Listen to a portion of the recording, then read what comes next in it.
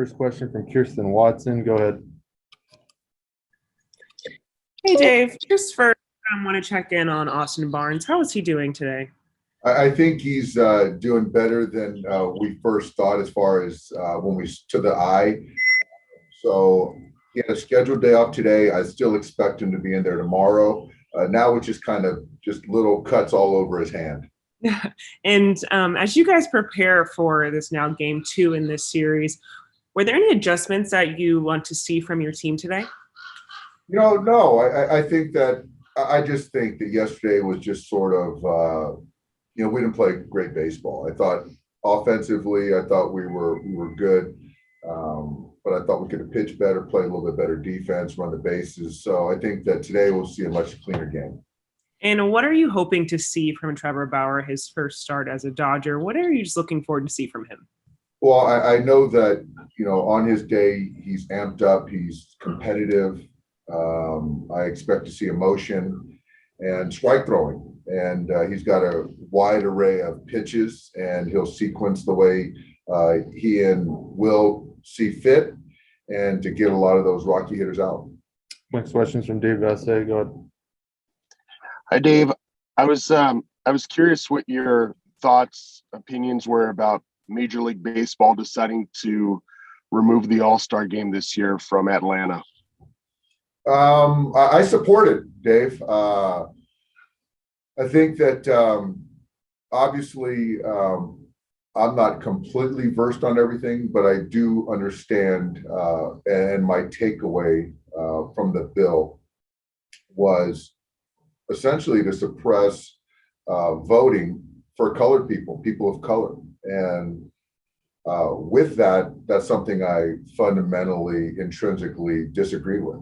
So for the commissioner to kind of do his due diligence in baseball, outside of baseball, players, front office, and ultimately make a decision to remove the All-Star game and the draft out of the state of Georgia, I support. I also applaud the fact that we're still planning on committing the dollars to the communities in the greater Atlanta area, which I think is great, because I think that the fans are the ones that unfortunately are losing out. But yeah, I certainly support it. Had you made a decision on if the game was played there, would you have managed? Had you come to that decision yet, or were you waiting to see? I was waiting to see, and to just get more information on the bill itself, and to get more context. So I just thought when I first got presented the question, I just felt it was responsible to say I would consider it. That's all. Thanks, Dave. Yep.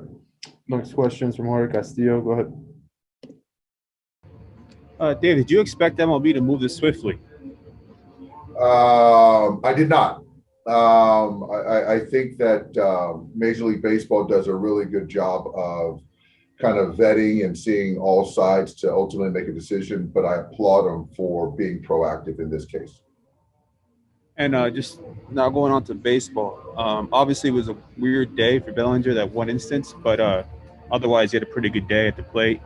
Do you think it's good for him just to start the season here, where, he might build up some confidence, just given where hits fall and the ball travels?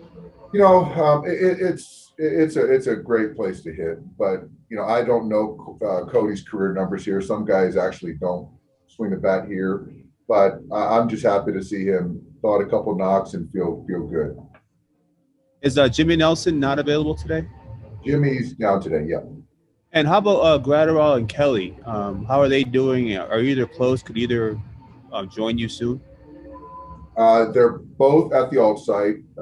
They're both progressing well, throwing bullpens. I don't know if either of them are throwing to hitters. Just kind of, I see Bruzdar ahead of Joe as far as return to play, but I don't have a timeline. Thank you. Yep. Next question is from Juan Toribio. Go ahead. Hey, Dave, just one quick thing for me. Did Austin end up getting any tests or anything on the hand, or was it just… He did not. Just kind of contusions all over his hand, cut marks, but he's fine. Next question is from Will Plunkett. Go ahead.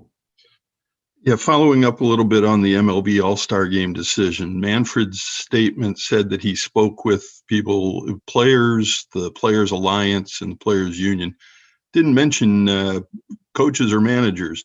Were you part of that discussion, or have you discussed it with your players?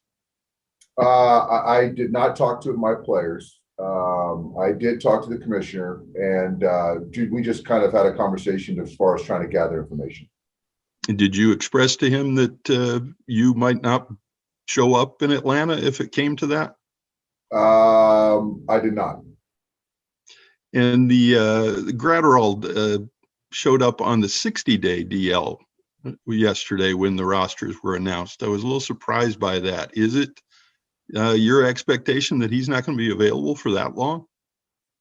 I don't know Brewstar's timetable. I do know that we're still building him up. He wasn't ready to go physically once we got to camp. So again, I don't really know how long it's take to get him back. Thanks, Dave. Yep. Next questions from Eric. Steven, go ahead.